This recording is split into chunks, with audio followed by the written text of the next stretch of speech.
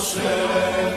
Gelmişəm mən sənə deyəm öz eşkimi, aləm anlıya bu sevgimi. Kalbimin sesidir o Hüseyin.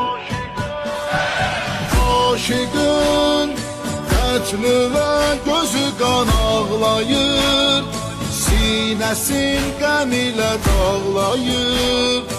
Al apar məni də ya Hüseyin. Azam Allah uçurana, bir musibana, bil Hüseyin.